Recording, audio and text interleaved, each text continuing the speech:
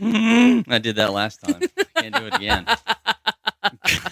Greetings. Hello. Welcome back to Morbid Mondays, your unhinged source for what the fuck moments throughout history. We will be taking turns giving you your weekly tour through all the gross, gory, and downright odd moments in history. We are your host, Brian. Katie. Now let's get into it. Fabulous. So today I got a couple of quick things, really just one quick thing. Trigger warnings for this episode. Oh, yeah. Will be a little bit of body horror, but Yeah. nothing super grotesque. Like, it is if you've seen pictures, kind of, but nothing super grotesque. Just a little bit. Fair warning. It's foot stuff, so if you have a thing about feet. And just kind of like general, I don't want to say like chauvinism, but yeah, a little bit. Yeah. A little bit of women not being in a great place due to cultural standards. Well, I mean, that's 90% of history. Right. Let's be honest. Which is how we open this episode, actually, is a quick, brief talk about that. So before we begin, foot binding, which is our episode today. Foot binding is one of many practices around the world in which bodies are modified to meet certain societal beauty standards. Boo, standards. Agreed. Other practices include the neck rings of the Kayan Lawi. I'm probably saying a lot of these wrong because they are all they exist all over the world at all times. The lip plates of the Mersai and Surai peoples in Africa, which some of you may have seen, like people who have the large wooden or clay plates in their upper lip. The corsets of the French aristocracy and their very, very, very tight lacing. Fuck tight lacing. Yeah. Jesus Christ. The file teeth of the Indonesian Mentawai people, which some of y'all may have seen, really artful tattoos and teeth sharpening. These practices exist for a multitude of reasons and are not always bad. As an example, the lip plates started as a way to deter slavers from capturing people. They're specifically done to women. And they now exist as a beautification thing. The bigger the plate, the more like value you're seen to have. And it's kind of like a that's cool. Yeah, the higher the hair, you know what I mean? Like it's one of those kind of things where like the bigger the plate, the more like social standing you have. And it's kind of being defended to current day because of its history of like, no, this is like a really proud thing of our history. This is how we kept our people from being like exploited by foreign interests. So sometimes they're not bad. Unfortunately, this is not one of those times, but it's worth noting that people often have complex relationships with these kind of practices. Mm-hmm. They don't start out of like something simple. They're usually complex cultural. And there are some that are designed like I'm loath to bring it up, but there is a vaginal mutilation. Yes, that is nightmare fuel. That is like almost explicitly done so that people don't have as much sex during intercourse. Yeah. I mean, as much pleasure rather during intercourse. So it's done specifically to have babies. Yeah. It's some of it is not good. Yeah, and then you have like in that kind of same vein, you have things like circumcision, which probably had a very legitimate purpose at one point in time, and now it's just aesthetics. Right? Yeah, because at one point in time, like bacterial infection was a much greater issue. Yeah. So not that making an open wound into someone is much better, but like chances are you could avoid certain things down the road and whatever that case may be. But yeah, like today it's probably just an aesthetic thing, or certainly it's a cultural thing. Right? Yeah, I was going to say it is so standard that most hospitals don't even ask, they just do. Yeah. And like, I don't have kids, so I feel like I can't really weigh in on that. Yeah, there's kind of reasons for and against it. You'll hear people arguing for and against sometimes, and they both kind of have valid reasons. But at the same time, like HEPA exists. Exactly. You know Thank what I mean? you. It's no longer really a thing, and we have advanced medically so far, and like not only in like actual like medications and drugs and chemicals and stuff, but in just general like knowledge of how the body works. Yeah, most just people teach your son to move the foreskin. Yeah. That's it. Usually too, the issue happens when they're like little babies, so it's kind of like on you. You know what I mean? Exactly. Like I don't know. I feel like I'm not allowed to have an opinion on this. Yeah. Because one, I am female. Two, I don't have kids. Yeah. It's a thing that you have to weigh. I don't like to bash people for it because sometimes it's straight up for like their own cultural or religious reasons. Yeah, like I don't know. And then sometimes it's just because they don't know that there's another option. You know what I mean? Like, I think that's largely what happened here, like in the West. I'm not going to say that because that's a generalization, but there's a large portion of the female population that had no idea what a foreskin was. Yeah. Until very, very recently. Yeah, right. Yeah, because it was everybody. It's at least everybody who was like, yeah, like it was pretty prevalent in a very specific population, which we are both members of. Exactly. So yeah, I'm gonna sit here with my not opinion on that because like I feel like I shouldn't be allowed to weigh in on an issue that has absolutely nothing to do with me. All right, enough dick talk. Literally. Sorry. But it's so here's the thing I'm going to list some of the sources off during this episode because some of them are very just pulled directly from the University of Missouri. The practice itself of foot binding. The practice itself consists of wrapping the feet with bindings to bend the toes under, break the bones, and make the front and back of the foot touch. As the practice spread, these bindings became progressively tighter until most women were permanently handicapped or limited in mobility. From the website Soho in China, typically starting between the ages of 4 and 6, with cloth to alter their shape, aiming to create what were termed lotus feet. Over time, it became a defining aspect of feminine beauty and status among the elite, with the most desirable foot size being around 3 inches. Yeah. Celebrated as the 3-inch golden lotus. Women with such feet were often seen as more marriageable, as smaller feet were equated to higher social standing and femininity. So to explain part of that, one of the reasons why they keep bringing up this lotus thing is that when you see somebody who's wrapped in bandages, their feet look like lotus buds. Mm-hmm. So not like the blossomed flower. And the way that the foot is bound, like once you take the bandages off, I happen to know a bit about this because I'm you and I went to school in largely the same era. Yeah. Do you remember The Good Earth? Yeah, I do. Yeah, that was Pearl S. Buck's one of my favorite books. That was my first like introduction into kind of Eastern like historical culture, even though it is put through a lens, as it were. But like I remember very specifically his wife binding his daughter's feet, and he walks up on them while they're talking, and the little girl's like, "No, please don't. It hurts." Yeah, and her mother says, "I have to. Otherwise, you won't be beautiful. Yeah. And you'll end up like me." Because she's like a farmer woman, right? Yeah. The main character marries her because he needs a wife. And then she subsequently gives him 2 children. And then he takes a concubine on the side because he steadily gets richer and richer and richer and richer from his farm. In the town make fun of him when he keeps going in the brothel. And then he eventually buys her and brings her home. And like ignores his wife who has helped him through all of this. And then he like has that moment of realization as he's walking up on his wife binding his daughter's feet because she said, "Or you'll end up like me. Your husband won't love you." And then I don't want to spoil the rest of the book, but it's very much like everything that this poor woman builds for him goes away because more or less because it's such a patriarchal culture. She's clearly the smarter one of the bunch. I went through that entire book, like that entire class, AP English, like thinking this man is a moron. He's pretty dumb. He's so stupid.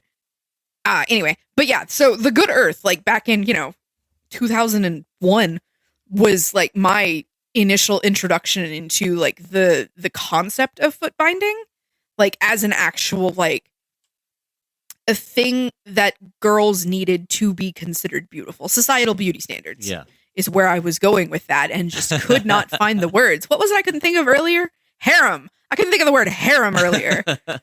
Anyway, so yeah, to like segue way the fuck back into the point. When you look at the foot itself after it's been bound, like once it's essentially immobilized and frozen in the bound position, it looks like a flower that is yet to blossom. Yeah.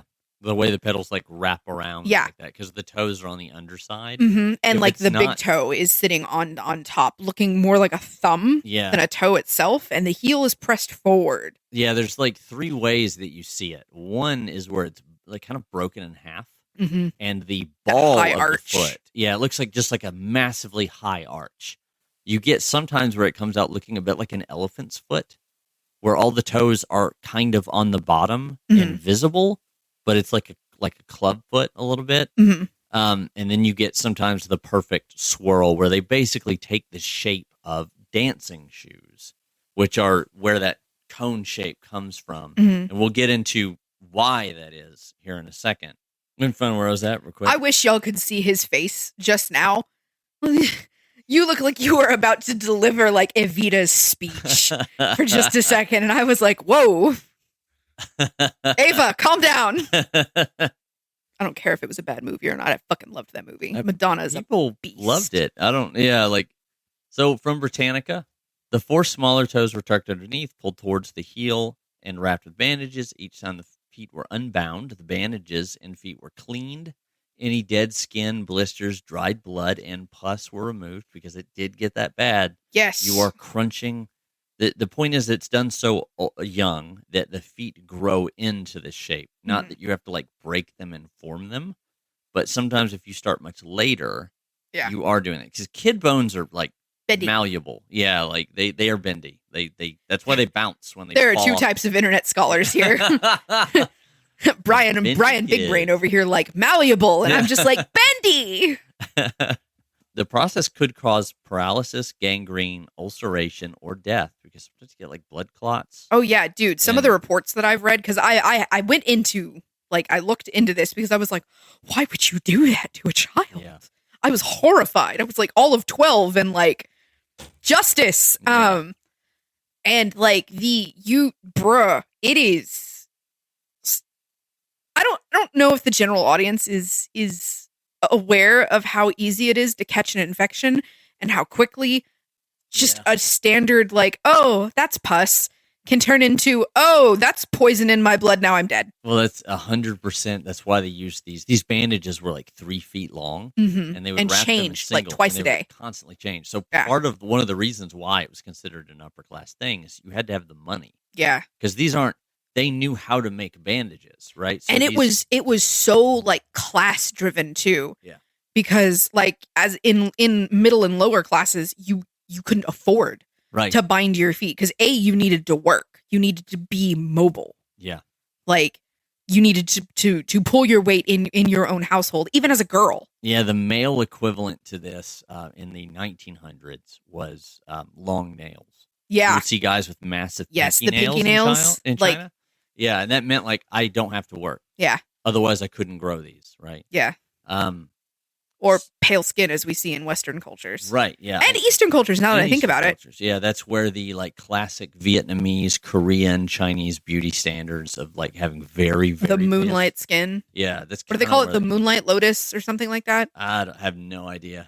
I watch more C-dramas than you. I should know this. White Lotus. Yeah. I was like, that's the one with Sydney Sweeney, which I've never seen. Not the show. I think it's like the direct translation of like an endearment or something that means like your childhood love of the ideal. Yeah. Anyway, continuing. Foot binding. 3-foot bandages. Yeah. Class driven. So binding the feet continued for the rest of the girl's life, woman's life really, because it's a long time. Oh yeah. Decorated shoes and leggings were worn over the bandages and could differ with the time of day and occasion, just like any other clothes. Very much like you might wear jewelry. Note, when the foot's wrapped, it looks like a lotus bud. We talked about that a little bit earlier, and that was you see a lot of like white silk when you look at historic pictures of foot binding, because that's kind of what they're going for. They would have like lightly colored or white silk. People referred to it as the perfect golden lotus if it was like your foot was perfectly sized for this. Mm-hmm. 3 inches is ridiculous. I've never seen even a single picture of somebody with a foot that small. So like that's like the ideal, right? Mm-hmm. Now I want you, dear listener, to imagine like your foot. You stand on your feet every day.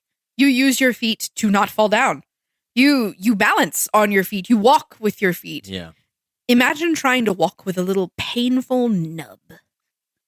So one of the authors that we'll talk about a little bit later, she says that it became easy for her because what she did is she spent like 8 years trying to find people who had foot bindings because many of these people are still alive.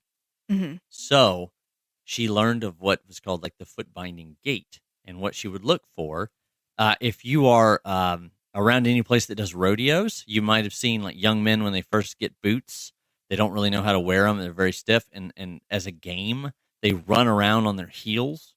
Mm-hmm. So part of the foot binding gait is that you're walking on your heels because you don't have toes, right? Like all your toes are underneath. Yeah. And your toes are what balance your gait. Yeah. So like that's what she learned to look for was people slightly putting their weight backwards. Yeah. And there's a bit of a walking on toddle to it too. Yeah.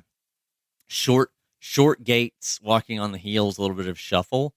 The from the University of Missouri, foot binding in Chinese practice was first documented in the Southern Tang Dynasty, 937 through 956 AD. Although some poetry from the Han Dynasty dates as far back as 206 BC to 220 AD. China has a lot of very rapidly moving dynasties, which is definitely worth looking up, all the things that happen in between. But it suggests that small feet were culturally preferred before documentation of the custom, which is pretty universal for this reason. It's one of the only things, if your society wears a lot of like clothing and wears a lot of makeup, and especially if you are like a smaller built society, because this is a grain-based society. And we see this in like Rome. Like the guys are a little shorter because that's just what happens when you don't have necessarily a protein-rich diet. You will actually start to see like height differences in the aristocracy from like the common people because they eat more meat, right? So you actually see like they're bigger. It's really strange. But one of the ways in which they defined masculinity or femininity is by things like foot size or how long your hair is, for instance, or how your hair was braided. So like in China, for instance, you see a lot of haircuts where the men wear their hair back braided, but like back, and most of their face and stuff is like clean. They might even shave the front of their forehead. This is like pretty popular in Japan. Guys shave the front of their head. Whereas the women's hairstyle is a little more in their face, right? Like, so it's ways to be like, you are differentiating masculinity from femininity and like clear at a glance. At a glance, right? And so the clothing is different. The way that you walk is different.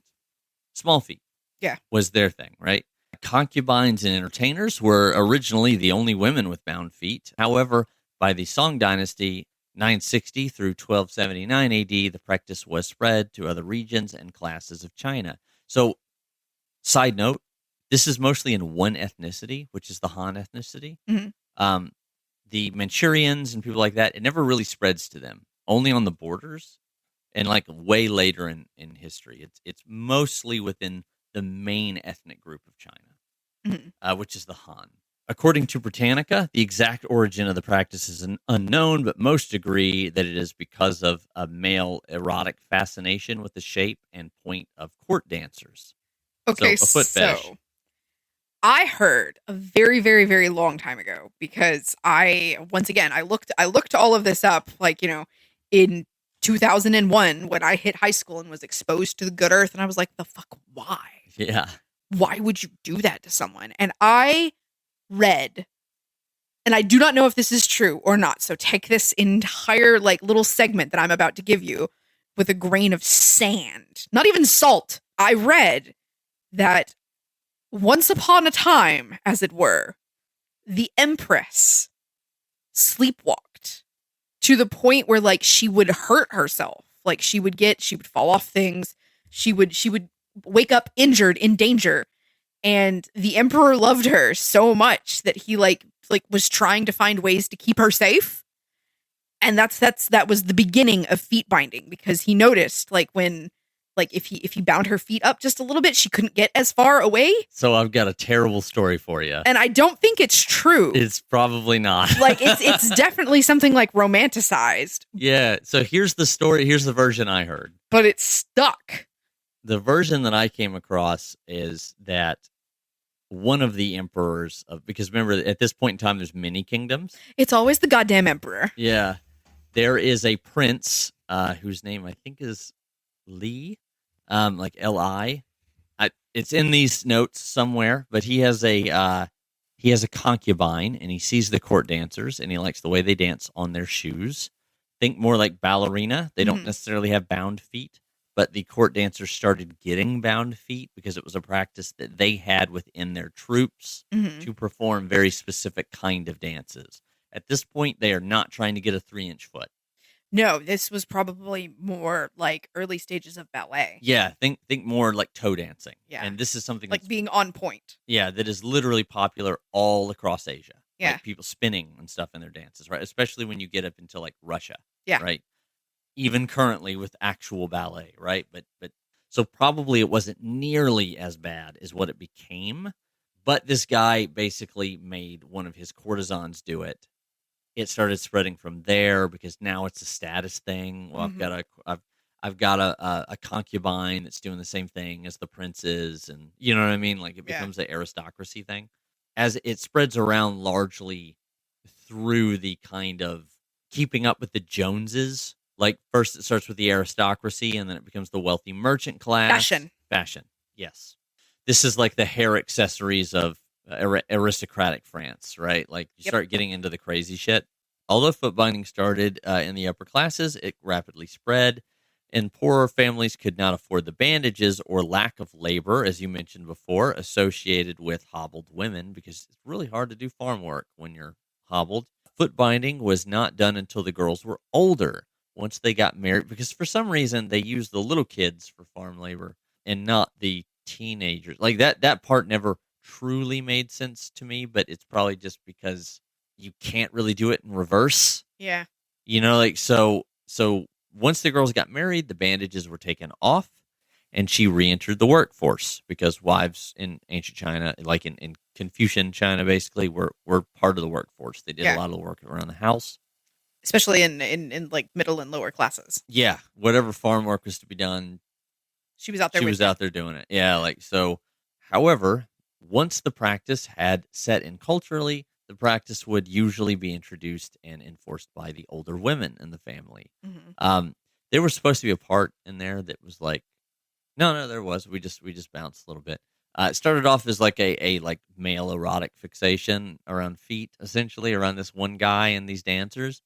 But it, like all things that become generational, it starts being enforced by like why do women wear makeup? Because the other women, when they're teenagers, will fucking dog them if they don't. You know what I mean? Like it becomes a bit of the social hierarchy and also the male gaze. Yeah. Right? Like because of the marriage thing. Like if you want to move up in society, in this society, having bound feet is basically a must. Yeah, like especially if you want to marry up. Yeah, like or if you mentioned with the perilous buck thing, right? Like yeah. If you want to be seen as beautiful, you're going to have to do this. Getting your feet bounded at a later date, like 10 or 12, your feet are going to break. Yeah. Like it's going to be considerably more painful. Ugh. So here's where we've got, this is from Joe Farrell. Joe Farrell is a great last name. That's what. Joe Farrell is an author. She's the person I was talking about earlier that spent 8 years documenting various women in China who had their feet bound. A lot of interviews. She's featured on the BBC. She's featured on The Guardian and a lot of other places. Really excellent stuff. You know, you can see photographs, interviews with these women that are all in like their 90s. It's really interesting. A quote from her: "I feel so many people talk about how barbaric the tradition was, but it was also tradition that empowered women." This is a little bit like odd, right? Farrell says, "It gave them a better life. They were doing the best for themselves because of feudal traditions. Women with large feet were not likely to get married Matchmakers picked women who had bound feet because it showed they could tolerate pain and she would not complain as a wife, explains Farrell. Because it does have to be said that like China was a feudal culture all the way up into the early 1900s. Mm-hmm. Men were not super kind to women in Confucianist society, and they were kind of expected to be very, very quiet, not complain a lot. They were essentially kind of seen a little bit as property. Like that. Oh, there was no little bit to it. Yeah, and so and that's not unique to China. That is a thing that exists in many cultures all over the world. Quote, I think one of the most important things that came across was that they had a kind of pride in what happened to them. Most of them told me or showed me their feet had been much smaller before, she said. And the reason why she says this is at some point it becomes, and we'll talk about this later, but it becomes illegal to have your foot bound. And probably not when people think, strangely enough. From Asianometry.com, which I thought was a great name, John Y., who just says Y, doesn't give his full last name. How prevalent was foot biting in Han society? It was never practiced outside the Han ethnic group, and even a number of sub-ethnic cultural groups like the Hakka never practiced it. Various estimations of graveyards and historical accounts account for about 50% of Han society women. One survey of a small village in 1929, 1,736 women from 515 families found that some 99% of women 40 and over had their feet bound. For women 30 years and over, the percentage was 95. This was in 1929. Babe Ruth was hitting home runs for the Yankees at the same time. Jesus. I like that tidbit that he left in there, like, same time period. We are in the interim between two world wars. Adolf Hitler is like a shitty artist at this time. Rejected from art school. No, actually, he's coming up. He's coming up in the bad ways right about now, actually, which sucks. And people were still binding feet. Yeah. And we're in imperial, not 1929, but when we're in the like early 1900s, all the way up till I think it's 1917, this is imperial China. This is the last emperor of China, whose name is, I'll remember it here in a second. It's Puyi. That's what his name is. Yeah. There's a whole great movie about the Forbidden City about Puyi and his whole thing. So the reason why I mentioned that earlier, though, about like what Joe Farrell said about the amount of pride is because there is a little bit of that because it's a complex thing for them, right? Mm-hmm. Some of them, it's like, I'm going to get into some quotes from these women because she published all of her work, so we can see like she's got these great snippets from these women. This is from Britannica. It symbolized a girl's willingness to obey, just as it limited the mobility and power of females, kept women subordinate to men, and increased the differences between the sexes. It ensured a girl's marriageability in the patrilineal Chinese culture and was a shared bond between daughters, mothers, and grandmothers. Foot binding was also a prestige symbol, and a popular belief was that it increased the fertility because the blood would flow up to the legs, hips, and vaginal areas. Essentially, not a good belief. It's assuming that like the blood the amount of pressure never changes. It's always the same. You know what I mean? Like that we're gonna squeeze the feet so more of it stays higher in the body. I'm so angry. Continue. Yeah, it's not how that works. A good belief. Yeah, it's not how that works at all. Here we go. From an article in The Guardian, Beau Farrell met tens of women. I think it's like 50 something over a span of 8 years with bound feet in China. And there were here's some quotes from those articles. Su Shi Rong says she was the most beautiful woman in the village because of her small, well-formed bound feet. I saw her again in November 2014. She can no longer walk very far, and she has put on a lot of weight, and her small feet cannot support her. Sushi Rong told me that because of feudal traditions, if you did not bind your feet, you would not get married. If she tried to unbind her feet, her grandmother would cut a slice of the skin off of her toes to punish her. This is very much the other side of it. Like some people were like, I take a lot of pride in this because of what we said about like all these women had this in common. All of Mhm. her family had this in common. It's part of her culture, all that kind of stuff. But the other side of it is like, oh yeah, and it was like torture. Yeah. Pu Ying, 76 years old in 2011 in Yunnan province. I think maybe Pei's feet were bound at 7 and were briefly unbound at the age of 12 in 1949, which was required at that time. Unbinding hurt as it forced women to readjust the way that they stood and walk with broken toes. Because of this, Pui, I'm going to say this like different every time, has kept her feet bound to this day. An avid bowler, she told me that she traveled to Kunming once a month to take part in a tournament. Huh? Okay. There's one really interesting story that I read where a group of these women from a small like agricultural city got together in the 1970s and they had a disco troupe. They would go dance, they would disco dances, and they all had bound feet. That's so cute. And they got heckled at one place because they said this is like a freak show, and because their whole thing was like we're disco dancers who all have bound feet. They didn't see it that way. They were just like, no, we're just trying to like have fun Yeah. and get around, and like there's not a lot we can do. So like, like it's a bittersweet kind of thing. It's a fun story, but it's kind of like, yeah, it's like you can't do any kind of work, right? Because they can't. You can't stand. Yeah, You can't stand for extended periods of time. yeah, without being in extreme amounts of pain. Some of these women go through. Ma Zhenyi, 96 years old in 2014, Shandong province. She had her feet bound at 7 years old. She cried so much that her grandfather complained about. He was like, kind of like your Pearl S. Buck reference of like the dad walking in, going like, "Well, what the hell," Yeah. But he couldn't stop it. She unbound her feet at 30, as women would be fined if they didn't. We'll get into why that is, because earlier I said like 1946 it was required for her to unbind. This is from Yan Yang, a writer whose book is about all of these women. This is how she sees them. These women were shunned by two eras, Yang says. When they were young, foot binding was already forbidden, so they bound their feet in secret.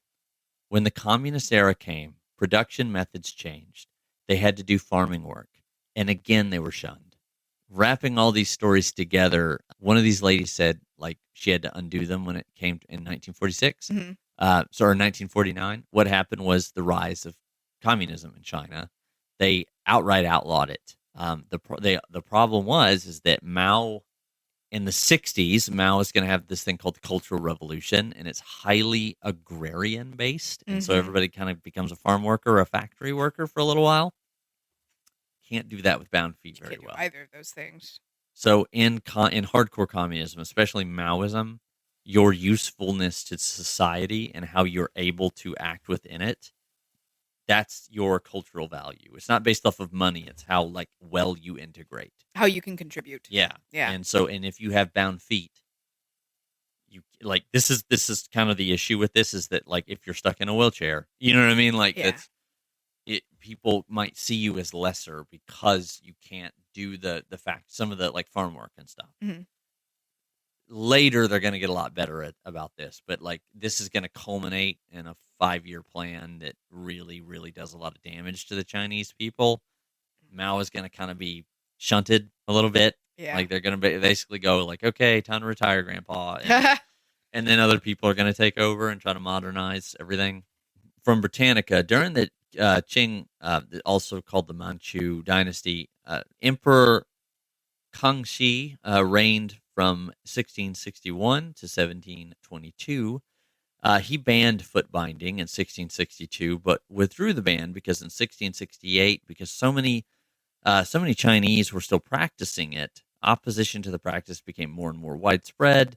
When missionaries to China argued that it was cruel, missionaries also pointed out the rest of the world looked down on it.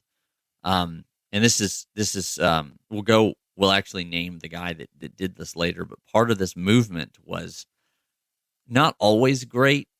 Sometimes it kind of like infantilized Chinese people as like a backward barbarian culture. It didn't always come from a great place, but it did start the ball rolling. And most, like a lot of Chinese authors that when I was doing this research did note that they were like, these are largely like guys that are coming in after the British and the French win a couple of wars, Mhm. like the after the Boxer rebellions and stuff. The British get more purchase into the country, the French get more purchase, and missionaries are able to come into China. One of the things that they attack is foot binding as a cultural practice for not always great reasons, but towards a positive end. Because foot binding sucks. Like foot binding is a terrible practice. Full stop. Yeah, It's and painful. yeah, it doesn't do anything for any. It's highly cultural specific, and by the time of the nationalist revolution in the early 1900s, it's it's out. Like you see Yeah. photos from like 1911, 1917, where women are walking with bound feet right next to women in high heels, and like nobody has bound feet anymore. None of the young women have bound feet, and um, this is again from John Y of Asianometry. It is estimated that some 2 billion women had their feet bound over the years from 949, to 1950. Foot binding is a tradition that lasted 1,000 years. It died out in just 20. Damn. Anti-foot binders took a three-pronged approach to stamping out the practice. First, an educational campaign that focused on two main messages. Other countries did not bind the feet of their women. By practicing foot binding, China was losing face, as they would say. That's something that, like, people don't really say. Yeah. It was a lot more common at that time. I get it. I get it because of, you know, This is like Confucian Yeah. China. Yeah. like I understand the phrasing there. Because the guy that's doing this is that missionary we're talking about. Like, so Okay. this is like way back, right? This isn't in the early 1900s. This is like, For anyone that can't context clues that out, to lose face is to shame yeah. your family, or to be, don't rephrase it like that. Is basically to kind of be without pride. Yeah. Like you've shamed your family. Yeah, you've been caught with your pants down in Yeah. a Confucian-based society. It's not just you it embarrasses. It's your you whole and family. everyone else. And your like employer and Yeah. yeah, like so- Losing face is a big deal. Yeah, you're not meant to like stand out poorly. You're meant to stand out in very specific ways or not stand out at all. And so these kind of cliff notes in here are from S. Rajali. He wrote a paper about foot binding in the early period all the way to 1917. And specifically, he tried to write it from the perspective of not erasing Chinese women, Mhm. because all of these are almost entirely written from like what men say about it. And that's why I wanted to mention like some of the pride that's in some of these women's voices when they talk to people about this. Because when you ask the women, it's a little more complicated. Yeah. Some of them have like fond memories of their grandmothers wrapping their feet, and like their grandmother had wrapped feet. So it's like, I imagine that it would be a cultural point of contact, especially from like, various generations of women within one family. yeah, Like, I get that there could be some positive association with like drawing comfort from that time spent with other females within the family. yeah, But like, I wouldn't know, because I did ballet for like 2 years and then quit because my feet hurt. yeah. And I Imagine like the rest of your life. I don't have the arches for that, or the ankles for that matter. But like, I can only imagine how painful it was, and then to bond with what is essentially like a matriarchal sub society within your family. Yeah, To have that support, I imagine that would be a point of comfort and or pride for these people. and it's like a double-sided. It's a little bit like a double-edged sword, because when people talk about it, sometimes they say, like, well, this is a clear and obvious thing of like keeping women down and male oppression and all that stuff. And I would agree. Like, that's where I fall with all this. I'm like, that's too much. This is not like jewelry. Like some people No, might say, you like, are. well, what about things like, piercing ears, or we brought up circumcision. I was like, circumcision doesn't cost you pain for the rest of your life. Yeah. And that's an extreme case, right? Like, and the cultural equivalent for most people in the modern world and in China currently is like you might get your kids' ears pierced Mhm. when they're little kids, especially little girls. Yeah. So that, like, once That's it. again, like, at a glance, you could differentiate the gender Yeah. of the infant. So it's like there's nothing that is this impactful. Mhm. The most extreme thing that I can really think of is sometimes in um, this is true of America and it's true of South Korea and it's true of some places in Japan and China as well. But like the cosmetic surgery industry, having perfect children, as they might say, and like this has been a thing in wealthier families in Korea for a little while, and definitely is a Hollywood thing. Like if you're like rich and in California, but like I sometimes compare those two things to foot binding because I'm like that's pain. Like Yeah. you're gonna go through, it's gonna hurt. And permanently altering your body. Yeah, and for the exact same reasons of societal beauty beauty standards. And so, like, yeah, back to what S. Rosalias wrote in 1875, Reverend McGowan of the London Missionary Society founded the first anti-foot binding association, the Heavenly Foot Society in the southern, and that is meant to be very much an opposite of the lotus, because the lotus is often an image associated with like Buddhism Mm-hmm. or Confucianism, called like when you look at artwork, right? The Buddha is standing on a lotus, so or Kuan Yin is standing on a lotus or something like that, right? So this is the interjection of Christianity into society. I cannot sit still today, and I don't know why. I'm just restless, apparently. All the caffeine. Not that much. Like 8 energy drink. Yeah. And a cup of coffee. Honestly, though, it's probably just because you were having frustration with writing earlier. And you were like, and you can't move a lot with that frustration. So I also goblet in every chair I sit in. So anyway, continue, please. The Heavenly Foot Society in the southern treaty port of Amoy, Ximen, I think is how you say that. McGowan, who coined the first term Tianzu, or natural feet, or heavenly feet, depending on probably the character that you use to write it. Secondly, there were many advantages of natural feet, like the ones above. They would organize. This is worded a little weird. The advantages of natural feet of like what they're saying to people, right? Of not binding your feet. Yeah. Organize large events where people can see raw photos and x-rays of bound feet. The very name Tianzu Hui? God damn, I really... Spell it. Is it H-U-I? Hui? Hui. Yeah, I need to brush up on my... I read too many things that are in Chinese characters. Like, I don't read Chinese characters, but that are in Chinese pronunciation to not know how to say these things. Means Heavenly Foot Society implies that natural feet are from heaven and are better because you're born with them. Yeah. Right? So the things that you are born with.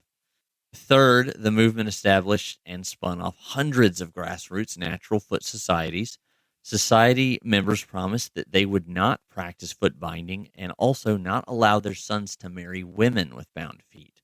This is a direct tactic to upset the cultural side of it. Yeah. Because without doing that, to flip it on its head, it's not going to change. Yeah, this is a true like grassroots from the ground movement. It's also said that this isn't just by this point Christian missionaries. By this point, it is largely transitioned to Chinese elites who want to see China modernize. Because now we're moving into the end of the 1800s. They have heavily lost a lot of conflicts with foreigners. Mm-hmm. The Japanese are coming up. And China is looking to modernize, even to the point of where like the Chinese government has imported people from all over the world to help them do so. Their first revolution, which is their like republic, it's like a democratic nationalist movement. All of this triggers because of a train. Like somebody's building a train and it gets taken over, and then they try to use some of the funds to pay someone else off, but they don't have enough.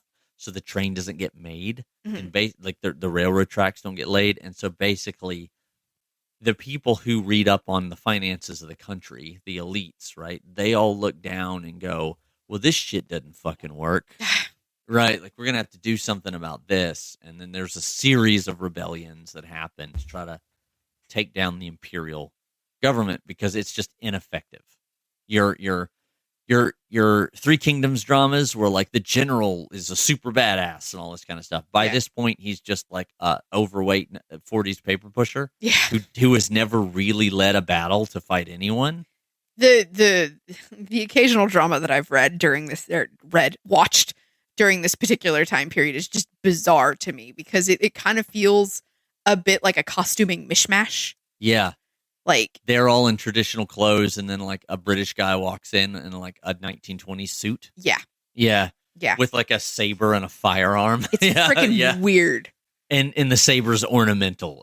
He's got a repeating firearm, and the other guy's got a fucking sword. Yeah, like or a bolt action that barely works. But it's interesting that like there was an actual movement within the culture itself. Yeah, to yeet this out.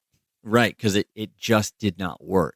And then, because it's largely gonna get taken over by like industrialists, it's going to form an upper class society very rapidly, and then you have communism. Yep. Because the Japanese come in and they fucking wreck these guys, and then there's a brief period where the nationalist armies are fighting the communist armies. Mao Zedong does this giant tactical retreat where he like circles the whole country around the farm, around all the out provinces, right? Not around the big cities. He goes way around. This sounds familiar. Yeah. And what he's doing is he's picking up pissed off farm workers the whole time that are all been given the shaft. Yeah. While dragging out this guy's logistics across the country, who is Chiang Kai-shek. And it's called the March of the Patriots. It's still a big part of Chinese culture. It's literally in their national anthem at times. And, yeah. So it was a tactical bit of acumen that really did fucking pay off. They lost millions doing this because they're also fighting the Japanese at the time. But it worked and they won. It was outlawed. Foot binding was outlawed when the nationalists come in. They tried to, but they weren't quite as organized. They couldn't upset the culture as much. It was on its way out. By the time the Communist Party comes in, they outright outlaw it. They'll go around. If you have foot bindings on you, they will fine you. And so there's this. Should have had someone within like that sphere of lawmaking that said, unbinding their feet will be even more painful. So that was kind of a thing. But the problem with like early communist movements is that often the guys that wound up in power were just like guys that fought in the war. Yeah. This is an issue with Russia too, right? The first generation of guys, it's like, who runs that factory now? John the farmer. Yeah.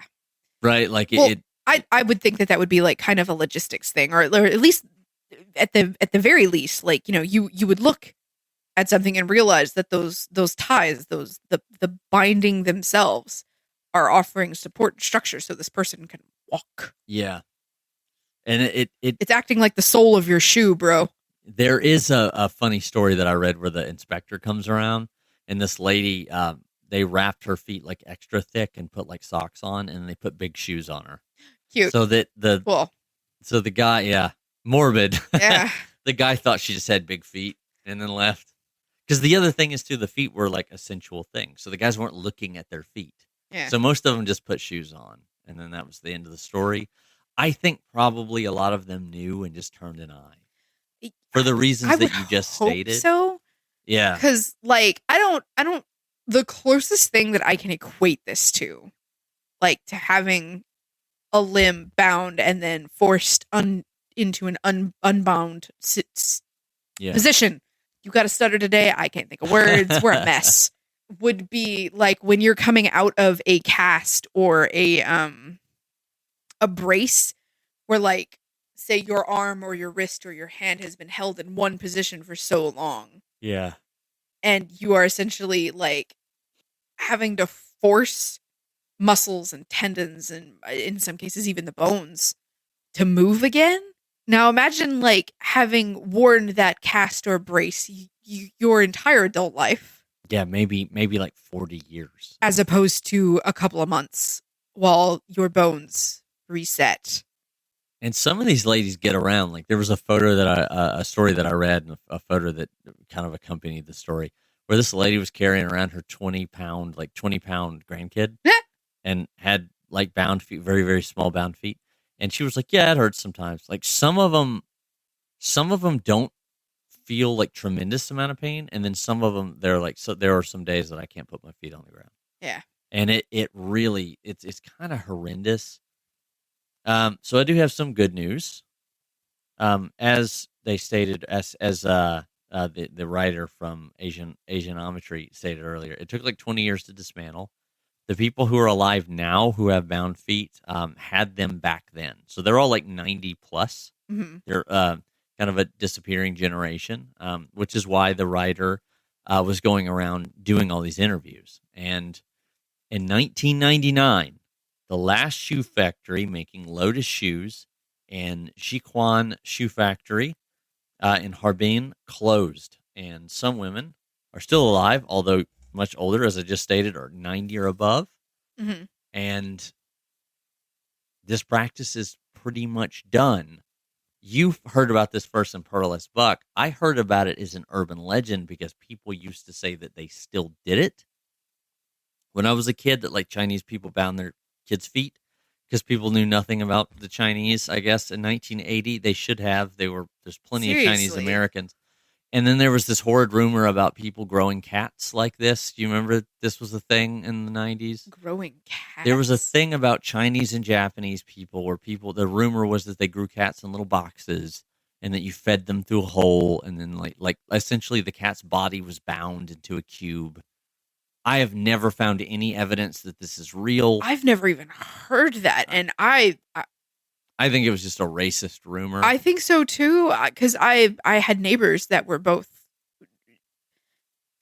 military spouses, naval base. Yeah, that were like we lived beside one who was also my like caretaker as a child. Her name was Miss Connie, and she was one of the sweetest people I've ever met. And she's the only reason that I have any kind of core knowledge, I guess I would say, about Chinese culture. Yeah, I learned it from her. I was lucky and had a dad that worked in air supply. So he worked selling like air traffic air start units, which is when you're on a tarmac and you see that little truck that comes up that winds up the turbines of your plane before it takes off. Yeah. That he sold those, and he sold big tractors that move the plane around and all that stuff, and some military equipment. And we had a friend whose name was Joe Chen, and Joe Chen was like a colonel or something in the Chinese military, and she was a procurement officer. Right? Like she would come and talk to salesmen and stuff. Drop dead gorgeous. Of course. I was in love with her. My God. I really was. Like she was just so damn classy looking every time I saw her, and was so nice. And so it always struck me whenever I heard these kind of like myths. I'm like, nah. No. Yeah. Yeah. I never heard any of that. It was stupid stuff that people said in like, and South Texas I never and South Georgia and when I moved down here and people started making jokes about like, dogs being used as food. Yeah, there are some countries where people do eat dogs. They are not talking about your dog, by the way. They're talking about wild dogs. Also, that is not exactly common. Yeah. Take your racist shit out of here. It's a few countries that have populations of wild dogs. Yeah. It's like you might find people eating, like, for instance, Africa has wild dogs, big, dangerous wild dogs. They are not domesticated. Yeah. So. Fuck. Yeah, it's racist bullshit. I've met some people who were in Vietnam in like the 80s, right? Who talked about like some of the way out villages, right? Yeah. Might have some places that serve dog. And but it's like you would more commonly find people that served horse. Yeah. Horse is like a pretty commonly eaten thing around the world. Why are we not freaking out about that? Right. Nobody like the you can still in many parts of the Middle East, Mongolia, a lot of places still get horse, and I'm sure it's great. I want to try it. Yeah. But I'm also an adventurous eater. Let's be honest. Yeah, occasionally to my detriment. If I went to a restaurant and they sold dog, I'd be like, how is it obtained? Is what I would care about. Yeah. Right. A hunted wild dog, or like, because if you live in a farming village, like a wild dog's a fucking problem. Yeah. Right. Like they that's not only to your pigs. Yeah. Yeah. Your livestock. Occasionally, your children. Yeah. You could be in danger. Like, okay. Yeah. It's one of those like Australian dingo situations. It's like, you Yes. better pop that fucking dog. It's it's real dangerous. You better come get that fucking dog. Yeah. But yeah, I don't know how I got off on that tangent, but Square cats binding yeah, feet. the stupid square, like That's how we got there. I don't know where that, but to wrap that weird tangent up, nobody's binding their feet anymore. That's not a thing. Yeah. That has not been a thing since 1949. Even if, like, in one of the way out farming villages, you might have a couple of people, super rare, and they're going to be like in their 80s now because they were very serious about stomping this out. They were like, this is an old world practice. Especially by the 60s, the Cultural Revolution tried to do away with a lot of like imperial cultural stuff, right? So like even down to like the religious. Oh wow. And they tried to get rid of a lot of stuff, some of which to the detriment of Chinese culture, right? But all that stuff kind of bounced back. Yeah. From all accounts and that I'm seeing around China today, they all seem to be pretty happy. So well, that's good. yeah, unless you don't want to be like, side note, if you're one of the minority ethnicities, like the Muslim Uyghur population of China, you're probably not doing so great. But communism doesn't do well with people that don't conform well. So like Jewish people, for instance, wouldn't do great in China, like in general, but like that here in America, like we have Hasidic populations, right? That as a religious practice don't conform. That would be an issue in especially in 1960s China. They'd be like, no, conform immediately. They, like all things, they're calming down. But that's my thing about foot binding. I wanted to open up the end to a conversation about what you think the things of today are. Like we talked about, like the plastic surgery culture, the perfect kid culture. Yeah. Ironically, I was doom scrolling as one does, and God help me, I don't know why I doom scroll on Reddit. I need to stop. Oh, that's a dangerous place. I know. But like, I'm also like members of subreddits called like Saucy Victorians, so that's fun. I love the picture of the lady. She's a larger figured. I'm a plus size bitch. I can say that. Yeah. And she's got a pair of teacups on her tits. A BTV. And big titty Victorian. And she's just grinning at the camera. I love it because they're still real people. I don't give a fuck what all these historical pictures that we're all so familiar of them all grim-faced and very serious. Nah. There's a great Victorian era picture, or maybe a little bit later, but of a guy posing with his dog. Yes. And his dog's in a tux. Yes. With a little hat. They were goofy too. Anyway, so as I was saying, I ran across one of those like rage bait, clickbait, like you know what I mean, like the splash pictures of like, woman gets plastic surgery so that her children won't inherit her ugly nose. And I was like, First of all, I see what you did there. I'm not going to click and rant at you because that's just going to feed into this. No. But I agree that I think that plastic surgery has kind of become the modern foot binding. Now, granted, that said, I say that because it is so socially acceptable. Yeah. Now, like in today's society, like speaking as someone that went to school that was very, very, very self-conscious about their nose. I have a very check nose. Like, I say that because I take after my father's side of the family. Like, we all have a very specific nose, and I can see it on my father's face, on my grandmother's face, on my uncle's face, in my cousin's face. We all have the same goddamn nose.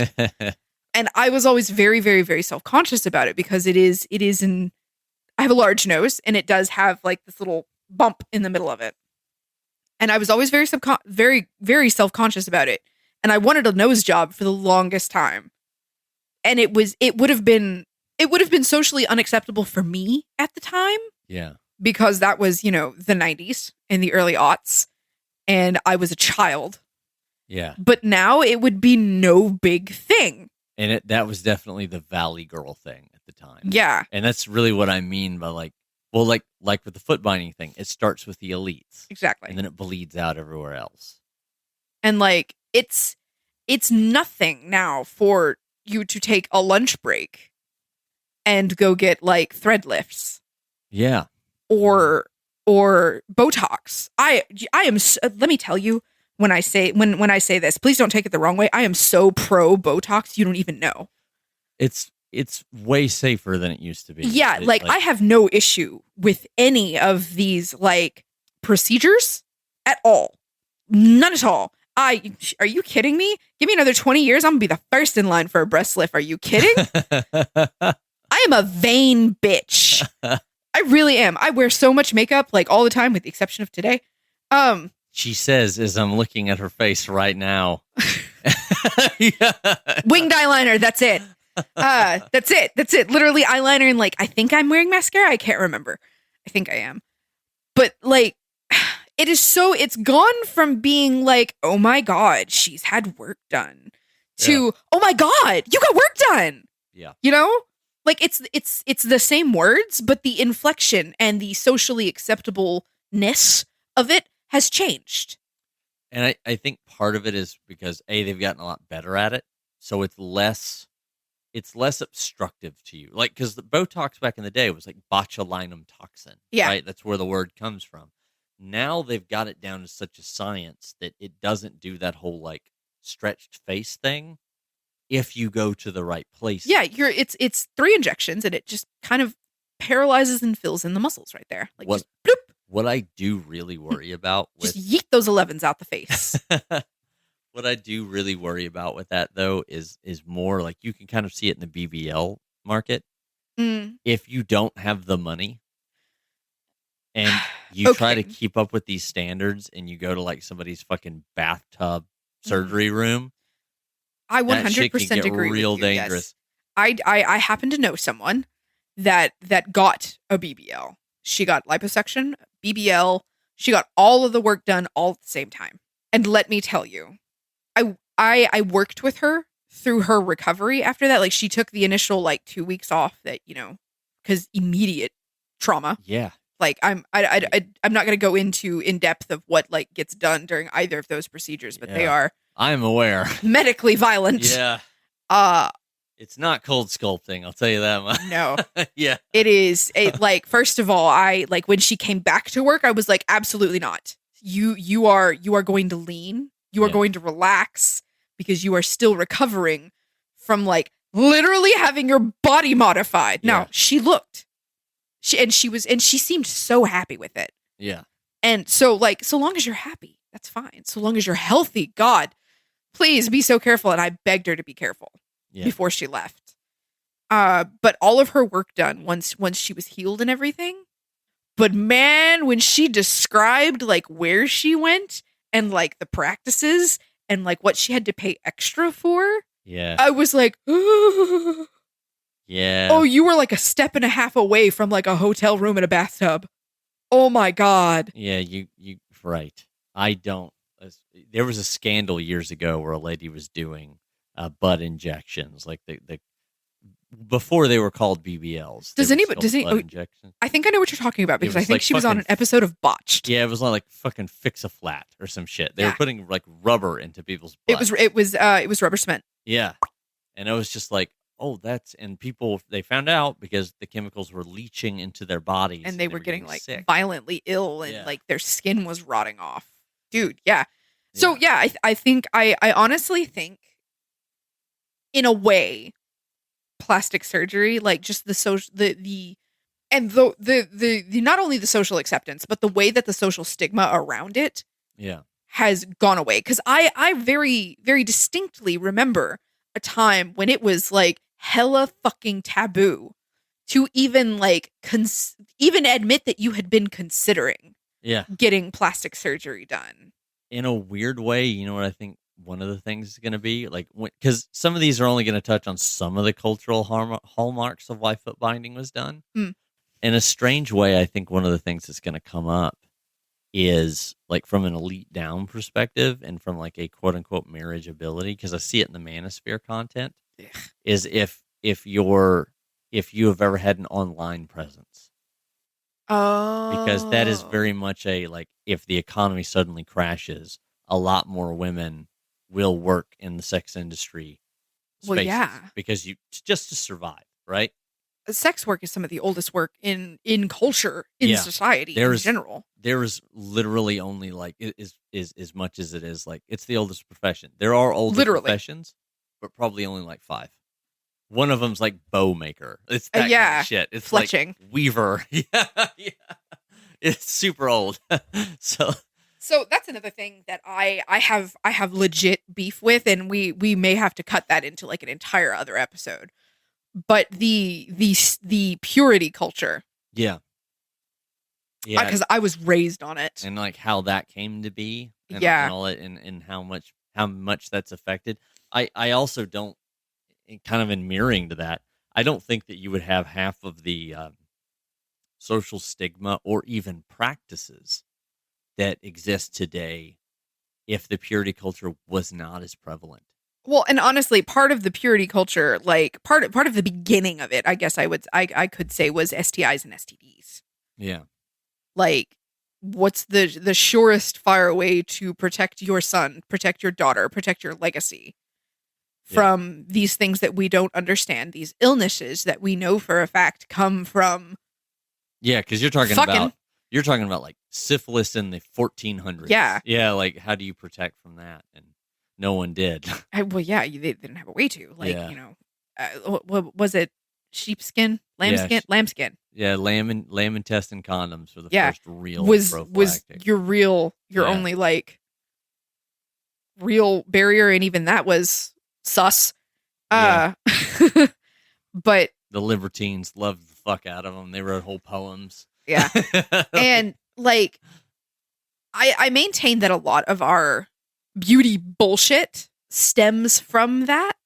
Yeah, to maintaining a certain ideal, and I think that's really starting to change, because now, very much an opposite of purity culture, because now we have like porn.